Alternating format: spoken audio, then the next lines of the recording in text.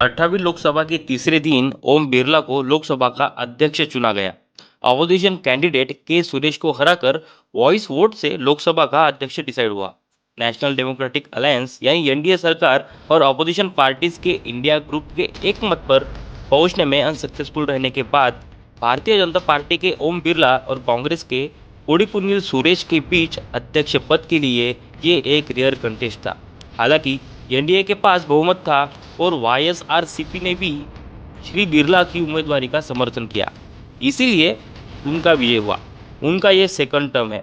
उन्होंने पहले 17वीं लोकसभा यानी 2019 से 2024 में भी स्पीकर के रूप में कार्य किया था। ओम बिरला का जन्म हुआ था 4 दिसंबर 1962 को राजस्थान के कोटा डिस्ट्रिक्ट में। पॉलिटिक्स में आने से पहले वो एक सोशल एक्टिविस्ट के रूप में एक्टिव रहते थे और वेरियस पब्लिक रिलेशंस और सोशल सर्विस के कार्यों में हिस्सा लेते थे। उन्होंने 2003, 2008 और 2013 में राजस्थान विधानसभा इलेक्शन में जीत हासिल की।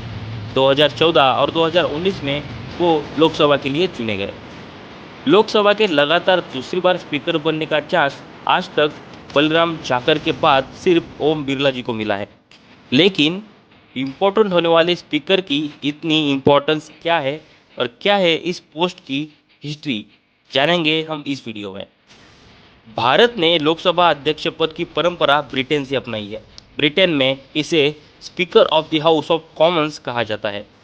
लोकसभा स्पीकर का पद भारतीय लोकतंत्र का एक इम्पोर्टेंट पार्ट है। इसकी इस्टेब्लिशमेंट 1952 में फर्स्ट लोकसभा के गठन के साथ हुई थी। ये पोस्ट हाउस की कार्यवाही को स्मूथली चलाने और डेमोक्रेटिक प्रोसीजर्स को बनाए रखने के लिए जिम्मेदार है। यूँ समझ लो कि स्पीकर एक मिडलमैन का काम करता है जो रूलिंग पार्टी और अपोजिशन पार्टी दोनों की बातों को अनबायस्ड इंटेंशन से सुनकर फैसला लेता है। हमारे सबसे फर्स्ट लोकसभा अध्यक्ष गणेश वासुदेव मावलकर थे। गणेश वासुदेव मावलकर, जिन्हें प्यार से दादा साहेब भी कहा जाता था, इंडिपेंडेंट भारत के को पहले लोकसभा अध्यक्ष थे। उन्होंने 1952 से 1956 तक इस पद पर सेवा की। उनके कार्यकाल में उन्होंने संसद के परंपराओं की और प्रोसीजर्स की मजबूत नींव रखी। लोकसभा में जीरो आवर्स की शुरुआत भी मावलकर जी ने करी थी।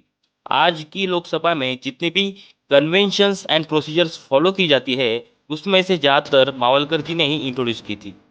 हमारे सेकंड लोकसभा अध्यक्ष महमूद अली अयंगर थे। मावलकर के बाद महमूद अली अयंगर ने इस पद को संभाला। उनके लीडरशिप में लोकसभा ने कई इंपॉर्टेंट बिल्स पर विचार किया और पास भी किया। रीऑर्गेनाइजेशन ऑफ स्टेट जैसे पेचीले मामलों पर अयंगर ने बहुत से डिबेट किए और स्टेट के रीऑर्गेनाइजेशन में उनका बड़ा काम रहा था। अब कुछ इंपॉर्टेंट लोकसभा अध्यक्ष देखेंगे। नीलम संजीव रेड्डी, 1967 से 1969 तक नीलम संजीव रेड्डी ने अपनी कार्यकाल के दौरान सदन की प्रोसीडिंग को वेल ऑर्गेनाइज्ड और प्रभावी बनाने में इम्पोर्टेंट भूमिका निभाई।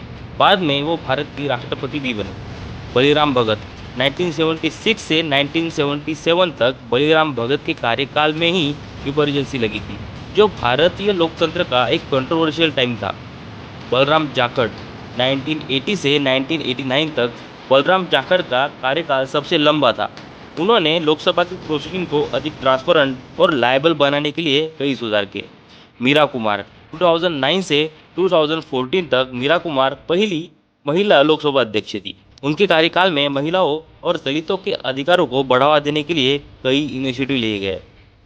अब हम स्पीकर के कर्तव्य और अधिकार के बारे में जानेंगे और देखेंगे कि अध्यक्ष की क्या जरूरत है। सदन की अध्यक्षता। लोकसभा अध्यक्ष सदन के सभी सेशंस की अध्यक्षता करते हैं और ये इंश्योर करते हैं कि सदन की कार्यवाही स्मूथली रन हो। वे बहस, क्वेश्चन आवर्स और अन्य पार्लियामेंट्री एक्टिविटीज़ का संचालन करते हैं। लेजिस्लेटिव एक्शन, वो ये डिसीजन लेते हैं कि कौन से भी धन विधेयक है और उनका ये डिसीजन फाइनल होता है। ये डिसीजन बहुत इंपॉर्टेंट होता है क्योंकि धन विधेयक के लिए राज्यसभा की अप्रूवल की नीड नहीं होती। एक्सप्लेनेशन ऑफ रूल्स, सदन की कार्यवाही के नियम, प्रोसीजर्स की डेफिनेशन और उनका पालन इंश्योर करते हैं। अगर कोई विवाद होता है तो स्पीकर का डिसीजन फाइनल और कंपल्सिव होता है। आचार संहिता, अध्यक्ष सदन के सदस्यों के बिहेवियर को नियंत्रित करते हैं और इनडिसिप्लिन के मामले में आवश्यक कार्यवाही भी कर सकते हैं।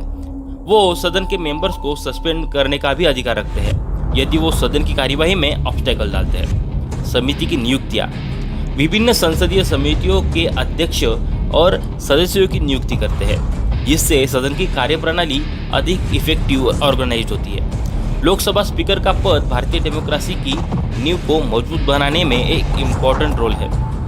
यह पद न केवल संसदीय प्रोसीजर्स की अध्यक्षता करता है, बल्कि लोकतांत्रिक मूल्यों और प्रोसीजर्स की रक्षा भी करता है। तो ये थी लोकसभा स्पीकर के बारे में थोड़ी सी जानकारी। अगर वीडियो पसंद आया हो तो लाइक करो और चैनल को सब्सक्राइब करना मत भूलिए।